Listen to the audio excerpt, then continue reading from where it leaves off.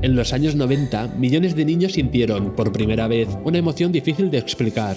Culpa, tristeza, por la muerte de un ser que realmente no estaba vivo. Un simple llavero con forma de huevo redefinió la industria del juguete y dividió a millones de niños y adultos, siendo uno de los primeros exponentes de la brecha generacional tan marcada en nuestros días. Pero este vídeo no va solo de Tamagotchis, va de cómo una oleada de criaturas digitales de varios formatos, algunas adorables y otras un tanto inquietantes, de la noche a la mañana se convirtieron en uno de los mayores fenómenos culturales de los años 90. Y todo empezó en un lugar muy concreto. Durante los años 90, Japón se convirtió en el epicentro global de la cultura pop tecnológica. Su forma de entender el ocio y la estética no tenían equivalente en Occidente. Narrativas extrañas, visuales radicales y una sensibilidad que fascinó, y a veces perturbó, al resto del mundo. Japón lo dominaba todo, crearon las consolas más influyentes, diseñaron los videojuegos más vendidos y experimentaron con técnicas de animación que acabarían por convertirse en un estándar. Precisamente en medio de esa explosión creativa fue donde nació uno de los juguetes más emblemáticos y extraños de la década, el Tamagotchi. Esta es Aki Maita. Cuando era niña siempre quiso tener una mascota, pero su familia era humilde y no podían permitírselo. Años después, ya como empleada de Bandai, esa espina seguía clavada, así que empezó a soñar con una mascota que no ocupara espacio, que no costara dinero mantener, pero que aún así pudiera despertar cariño y ofrecerle compañía. Pero había un problema, ella no sabía de tecnología, así que le explicó su idea a Akihiro Yokoi, un compañero, y juntos diseñaron lo imposible, una criatura digital que cabía en la palma de la mano. Y así nació el Tamagotchi. Esta es la historia que siempre se repite, pero la realidad no fue del todo así. Esta es la versión edulcorada y corporativa que construyó Bandai y caló tanto que sigue circulando a día de hoy. Es cierto que Aki colaboró en el desarrollo, pero la idea, el diseño conceptual y el alma del invento fueron obra de Akihiro Yokoi, presidente de Wiz, empresa que colabora estrechamente con Bandai, y quien, por cierto, también estaba a punto de crear otro fenómeno global, Digimon. Pero vayamos por partes. Tamagotchi fue un éxito inmediato en Japón, y Bandai no tardó en exportarlo a todo el mundo, haciendo una gran campaña publicitaria. Ese pequeño llavero con forma de huevo vendió alrededor de 90 millones de unidades en todo el mundo, y se convirtió en un auténtico fenómeno cultural. Durante meses, era imposible estar en una escuela o caminar por la calle sin escuchar los pitidos característicos de un Tamagotchi reclamando atención. Pero, ¿qué pasa cuando un juguete exige atención constante en un mundo que no está preparado para ello? Muchos profesores acabaron prohibiéndolo en clase por las distracciones que generaban. Incluso hubo países que los prohibieron oficialmente en esos recintos. La prensa, como suele pasar en estos casos, hablaba de ellos como si fueran una plaga digital, en gran parte debido al desconocimiento. Y ese ruido mediático no hizo más que agrandar una brecha que ya empezaba a abrirse. La brecha generacional entre adultos que no entendían lo digital y niños que estaban emocionalmente ligados a ello. Pero, ¿qué era realmente un Tamagotchi? ¿Y cómo llegamos tantos usuarios a conectar emocionalmente con esas criaturas?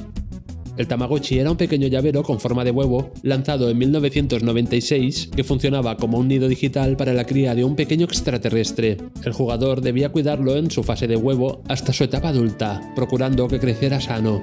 Según el lore original, si lo conseguía, la criatura podía regresar a su planeta natal.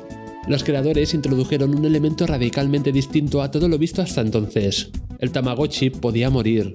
Su supervivencia y evolución dependían por completo de los cuidados del jugador. Alimentarlo, limpiarlo, atenderlo, eran acciones que influían para que la criatura sobreviviera y evolucionara correctamente. Una de las particularidades más innovadoras del Tamagotchi era que funcionaba a tiempo real. El bicho no se detenía cuando el jugador apagaba el dispositivo, seguía viviendo aunque nadie estuviera encima de él, y podía interrumpir su vida cotidiana en cualquier momento mediante pitidos para pedir comida, higiene o compañía. Todo esto ocurría en una diminuta pantalla LCD monocromo de 32 x 16 píxeles y con solo 3 botones. Ya no era solo jugar, sino criar una vida virtual, con un desarrollo impredecible y único según la implicación del cuidador. Por primera vez, los niños establecieron un vínculo emocional con algo que no era humano, ni animal, ni real, sino digital. El Tamagotchi, y otras mascotas virtuales de las que ahora hablaremos, representó el primer contacto con una forma simbólica de crianza. Había que estar pendiente de él las 24 horas, o corrías el riesgo de encontrarte con un cadáver virtual. Hay un punto muy interesante también en estas causas de muerte, que es cuando no solo involucra al usuario, sino que también involucra a familiares o amigos. Si el usuario es un crío que tiene que ir al cole, por decir algo, empieza a encontrar posibles personas que puedan cuidar de su Tamagotchi en su ausencia. Ya sea de repente un padre llevándose el Tamagotchi al trabajo, una madre llevándose al trabajo. Esa obsesión sobre si el Tamagotchi muere, no muere o por qué muere es algo que recae en el usuario completamente. Ella es Irati Azpeitia, comisaria e investigadora especializada en el arte en Internet de los 90 y 2000. Actualmente está preparando un artículo sobre los factores emocionales y psicológicos del fenómeno Tamagotchi y ha respondido muy amablemente a mi propuesta de colaborar en este vídeo. Luego surge un fenómeno muy especial a mis ojos, que sería la culpabilidad sobre la muerte del Tamagotchi, porque como todo recae en el usuario es la única razón por la muerte del Tamagotchi. Esto nos hizo experimentar por primera vez emociones como la culpa o la frustración, vinculadas no a una persona o a una mascota real, sino a un objeto electrónico. El Tamagotchi había conquistado el mundo, pero antes de él hubo varios intentos que allanaron el camino. En 1989 se lanzó un software para ordenadores Macintosh que consistía en un gato pixelado que seguía el cursor del ratón por la pantalla, dormía o realizaba algunos movimientos básicos con el objetivo de ofrecer compañía al usuario mientras trabajaba con su ordenador. Su nombre era Neko, que significa gato en japonés, y aunque en ese momento no se le llamó mascota virtual, estableció el concepto inicial, aunque Neko no requería de cuidados. Fue en 1995 cuando la empresa PF Magic lanzó para ordenadores Windows y Macs Docs, un software que permitía al usuario adoptar y cuidar un cachorro digital directamente en el escritorio del ordenador. A diferencia de Neko, Docs ofrecía una interacción más profunda. El jugador podía interactuar con ellos mediante caricias, juegos y recompensas, e incluso entrenarlos. Estas mascotas tenían diferentes estados de ánimos y personalidades propias que cambiaban según la interacción recibida, algo revolucionario para su época. El software fue un éxito comercial significativo y generó varias secuelas, como Cats, lanzado al año siguiente, o los ports para Game Boy Color que acabarían influyendo a Nintendogs, lanzado 10 años después. Pero no nos adelantemos. En 1996, el Tamagotchi se había convertido en un éxito sin precedentes entre los niños, o más en concreto entre las niñas. Para cubrir el sector masculino, Akihiro Yokoi creó para Bandai Digimon Virtual Pet, una mascota virtual en el sentido estricto de la palabra, ya que, según su lore, la mascota vivía en el ciberespacio. Tenía unas características de cuidado y evolución similares a las del Tamagotchi, pero su particularidad era que el usuario podía entrenar a su Digimon para hacerlo luchar contra los Digimon de otros jugadores conectando los dispositivos entre sí, posiblemente inspirado en el sistema de combates de Pokémon, lanzado un año antes para Game Boy. Esta mascota virtual no alcanzó el mismo éxito fuera de Japón, pero en su país de origen fue un auténtico fenómeno. Su popularidad dio pie a la creación de Digimon, una franquicia que se expandió rápidamente con videojuegos, películas y una serie de anime que acabaría marcando a toda una generación. Fue, además, uno de los últimos grandes fenómenos culturales exportados por Japón durante los años 90, justo antes del cambio de milenio y de que Internet comenzara a transformarlo todo. Y como vamos a ver, se saturó de mascotas virtuales. Con la llegada de Internet y aprovechando la moda de las mascotas virtuales, empezaron a surgir varias de ellas para navegador web o escritorio. En 1997, Sony lanzó una propuesta profundamente japonesa, un cliente de correo electrónico el cual tenía un giro encantador. Los mails eran transportados por una mascota virtual, como el icónico osito rosa Momo. Cada vez que querías enviar un email, tu mascota recogía el mensaje y lo llevaba físicamente al destinatario, que también tenía que tener instalado Postpet. Durante ese viaje, el animalito podía jugar, hacer amigos, traer regalos o incluso enfermarse. Fue una forma amigable de introducir la novedad del correo electrónico a la gente, y en Japón fue todo un éxito. Para navegador web surgieron numerosas mascotas virtuales que ampliaron el fenómeno más allá del juguete físico. Plataformas como Neopets, Subeta, Webkinz, Dragon Adopters o Skibby ofrecían mundos digitales completos donde cuidar criaturas, jugar con ellas en minijuegos, explorar entornos virtuales y relacionarse con mascotas de otros jugadores. Y en consolas el fenómeno no hizo más que consolidarse. Las mascotas virtuales dejaron de ser una moda pasajera para convertirse en una mecánica recurrente y emocionalmente poderosa, que, como vamos a ver a lo largo del vídeo, hoy en día sigue más viva que nunca. En Digimon World, la crianza de la criatura era más compleja que en los juegos de Pokémon. Además de entrenarlo, el jugador debía alimentarlo, llevarlo al baño, recompensarlo o regañarlo según su comportamiento. Cada una de estas acciones influía en cómo digievolucionaba la criatura. Ya os digo que era muy difícil hacer evolucionarla bien. Todo el mundo que jugamos al juego odiamos este momento. Muchos tacharon a Digimon como un clon de Pokémon, pero tenía algo que lo diferenciaba radicalmente, y es que tras pasar horas y horas entrenando a la criatura, esta podía morir para luego reencarnarse en un huevo. Recuerdo que el vínculo que se generaba con la criatura era bastante fuerte, pero no era lo más frustrante. Lo más jodido, y perdón, era que la versión europea del juego tenía un bug que impedía completarlo. Sí, no te podías pasar el juego. Un Agumon bloqueaba uno de los accesos clave al final del juego. Gracias por tanto, Bandai. Otros juegos que aprovecharon la fiebre de las mascotas virtuales fueron Doko Demo Iso, el cual se hizo tan popular en Japón que Sony adoptó al simpático gato Toru Inoue como mascota oficial de la consola en el país nipón, mientras que en Occidente ese rol lo asumió el bueno de Crash Bandicoot. El juego permitió la posibilidad de transferir la criatura a la Pocket Station, una memory card con pantalla LCD para cuidar a la criatura allá donde estés. Algo similar hizo Sega con Sonic Adventure 1 y 2, los cuales tenían a los Chao, mascotas virtuales que se podían descargar en el VMU de la consola, para jugar a minijuegos relacionados con su cuidado. El Pocket Pikachu, o Pokémon Pikachu, era un dispositivo similar al Tamagotchi, pero con el adorable Pokémon amarillo. El usuario podía ganar dinero haciendo minijuegos y luego, a través del sistema de infrarrojos de la Game Boy Color, intercambiar recompensas en Pokémon Gold, Silver y Crystal. Más allá de estas experiencias, juegos como Jade Cocoon, un juego con un apartado artístico bellísimo, escuchad su banda sonora, por favor, permitió criar y fusionar criaturas mediante un complejo sistema de herencia genética visual, una especie de criadero de monstruos procedural, los cuales a veces daban como resultado bestias un poco frikis. Hubo juegos que intentaron llevar más allá esto de la simulación de la vida artificial, algunos de ellos con avanzados sistemas evolutivos y de redes neuronales, como Creatures, lanzado en 1996, Black and White, del genio y estafador a partes iguales Peter Molyneux, lanzado en 2001, o Spore, de Will Wright, padre de los Sims, lanzado en 2008. Aunque en esos juegos no había mascotas virtuales, su concepto de evolución y simulación había llegado para quedarse. El más friki y bizarro de todos fue, sin duda, She-Man, lanzado en el año 2000 para Dreamcast.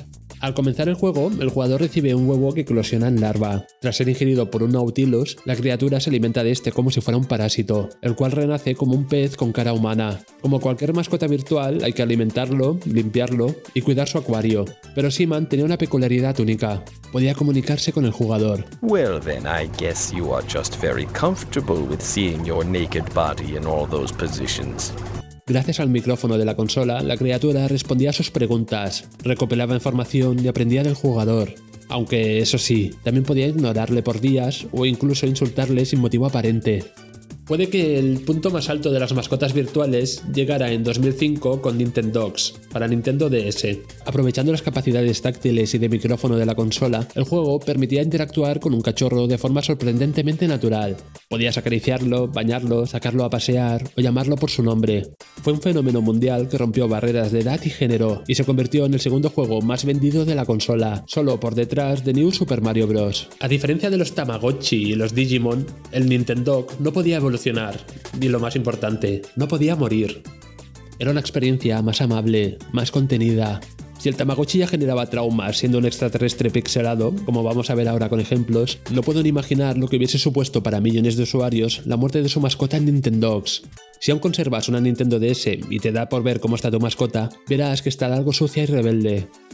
Sí, inmortal. Porque si hubo algo que marcó profundamente a las personas que crecieron con las primeras mascotas virtuales, fue precisamente la muerte. La posibilidad de que ese pequeño ser pixelado desapareciera para siempre por tu culpa, para millones de niños, fue la primera experiencia de pérdida. Un error, un olvido, unas vacaciones, y al volver, la pantalla mostraba una tumba. El ser virtual se había ido. Había sido borrado para siempre del dispositivo. Lo que aparecía en la pantalla no era un game over, era una tumba o un huevo con alas, depende del país. Hay una clara diferencia entre la versión japonesa y la occidental, en cuanto que la versión original, la japonesa, lo que muestra es una pantalla que de repente tiene un fundido a negro, otro fundido a blanco otra vez, y aparece una lápida con una cruz y un fantasma que rodea dicha tumba. Incluso a veces con, según la versión, sonidos como de lloro o como pitidos rítmicos que imitan lloros o lágrimas. La americana, bueno, la estadounidense, considero que era muy creepy y tuvo que ser cambiado por un huevo angelical con alas, que también puede ser un intento por desculpabilizar al usuario de vuelve a ser un huevo, puedo volver a nacer, puedes volver a intentarlo. por ahí lo interpreto yo. Esto dio lugar a un nuevo juguete lanzado en 1997 por Bandai, un poco creepy. Y ahí nace una trama incluso más compleja en el que un ángel Gotchi, que es un Tamagotchi que ha muerto, vuelve al cielo, pero decide volver al mundo de los humanos otra vez para volver a conectar con un humano que fue su criador en un pasado. Es muy complejo de repente. Pero ahí nace una nueva responsabilidad para el usuario, que es que si no cuida bien de ese ángel, que también está cuidando de sí mismo, se vuelve un demonio o un devilchi. Y bueno, esto luego derivó en un anime propio que es una locura. Algunos usuarios, aún así, seguían sin superar la muerte de su mascota virtual y para buscar consuelo, poder compartir su tristeza y despedirse definitivamente de su amigo virtual, hubieron casos de luto que se llevaron al extremo. Un ejemplo que me pareció especialmente curioso, por lo que yo me decidí a escribir el artículo, que serían los cementerios webs. En este tipo de web, entre las que destaco el Tamagotchi Graveyard de Tamagotchi Dream World, se genera una web con una estética que adopta elementos de cementerios humanos, los virtualiza y los traduce a la web. Entonces, incluso el proceso de dar entierro, entre comillas, al Tamagotchi sería muy similar, porque hay una especie de director de funeraria o verdugo, incluso se puede llamar, que se presenta a ti con un formulario donde tienes que poner nombre de Tamagotchi, razón de muerte, fechas de nacimiento y muerte, y así generas tu propia lápida o tu propio obituario para el Tamagotchi. Y todos esos obituarios pasan a formar parte de la web. Entonces es un cementerio gigante. Incluso se vieron casos de duelo aún más extremos. Un cementerio real, completamente material, estrena en 1997 una sección de dicho cementerio para exclusivamente enterrar mascotas virtuales, ya sean Tamagotchis, Furbies, Eivos, Nintendogs no creo, porque como no metas el cartucho a la Nintendo no creo que funcione. Y sí, es un caso bastante especial porque ya se conocían de cementerios que tenían secciones para mascotas de toda la vida, perros, gatos, ranas. Pero es una humanización extrema donde se pone incluso una cripta, un ataúd, una lápida real escrita por el usuario. A principios de los años 2000, el fenómeno entró en declive. El mercado se había sobresaturado de mascotas virtuales.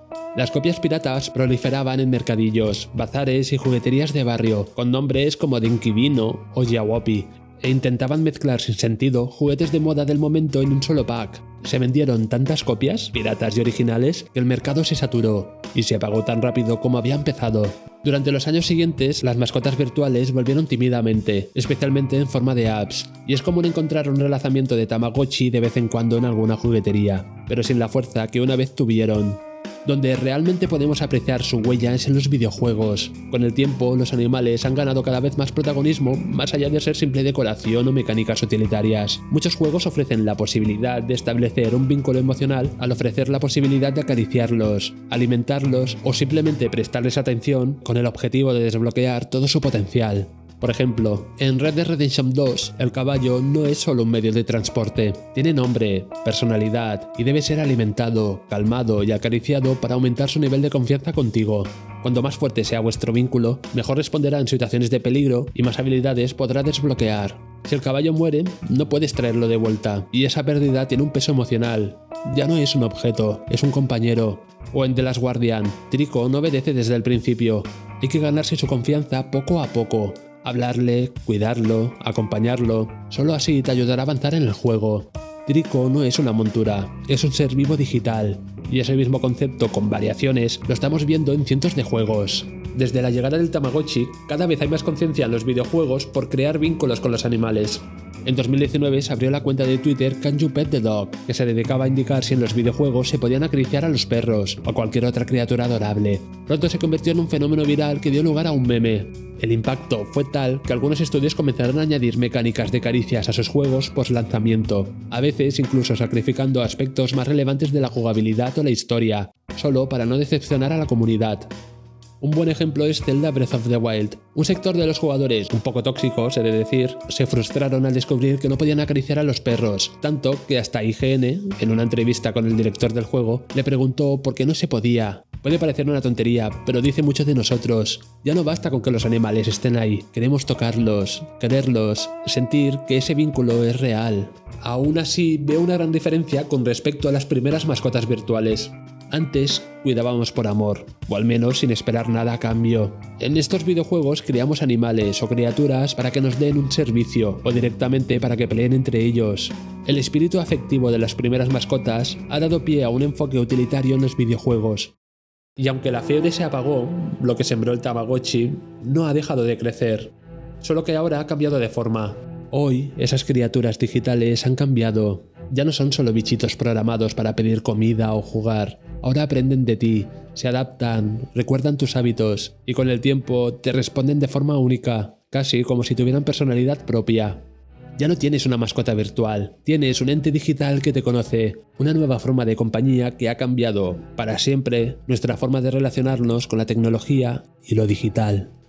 Y todo empezó con aquel pequeño alienígena pixelado que llegó de otro mundo sin hacer ruido, pero que nos enseñó a cuidar, a perder, a querer lo que no se puede tocar. Fue nuestro primer vínculo con lo intangible, nuestro primer simulacro de afecto. Y aunque lo apagáramos, aunque lo dejáramos morir en un cajón, despertó algo que jamás volverá a dormirse.